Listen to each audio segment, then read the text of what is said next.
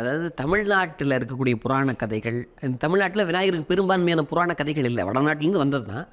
தமிழ்நாட்டை பொறுத்தளவில் அவர் வந்து எங்கள் அம்மாவை மாதிரியே ஒரு பொண்ணு கிடைச்சாதான் நான் கல்யாணம் பண்ணிக்குவேன் அப்படின்னு சொல்லி கல்யாணம், இன்ன வரைக்கும் கல்யாணம் ஆகலை. அப்போ இதில் இந்த ஒரு கதையாக உண்மையெல்லாம் நினைக்க வேண்டாம். இதில் என்ன யோசிக்கலாம் தெரியுங்களா? என் அம்மாவை போல, என் தாயை போலவே தாரம் கிடைக்கணும் அப்படின்னு நினச்சா கல்யாணமே ஆகாது அப்படிங்கிற வாழ்க்கை தத்துவத்தை அது குறிக்குது. எப்பவுமே தாயை தாரத்துடன் ஒப்பிடக்கூடாது, தாரத்தை தாயுடன் ஒப்பிடக்கூடாது. அந்த ஒரு தாற்பயத்தை அந்த கதையிலேருந்து எடுத்துக்கலாம்.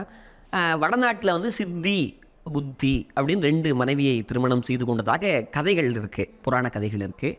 சித்தி அப்படின்னு சொன்னால் ஒரு காரியத்தை சித்தி செய்வதாக அப்படி எடுத்துக்கலாம். இப்போ நம்ம ஒவ்வொன்றையும் அப்படி தான் எடுத்துக்கணும். இப்போ முருகனுக்கு இருக்கிற முருகன் அவங்க தம்பிங்க 2 கல்யாணம் தான். முருகனுக்கு இருக்கிறது நீங்கள் பார்த்தீங்கன்னா இச்சாசக்தி, கிரியாசக்தி, முருகப்பெருமான் ஞானசக்தி அப்படின்னு வருது. அதே போல் ஒரு காரியத்தை சித்தியாக்குகிற காரணத்தால் அவருக்கு ஒரு மனைவிக்கு சித்தின்னு பேர். புத்தினா அறிவை கொடுக்கக்கூடியவங்களாம் கூட இருக்கலாம், அப்படி எடுத்துக்கலாம்.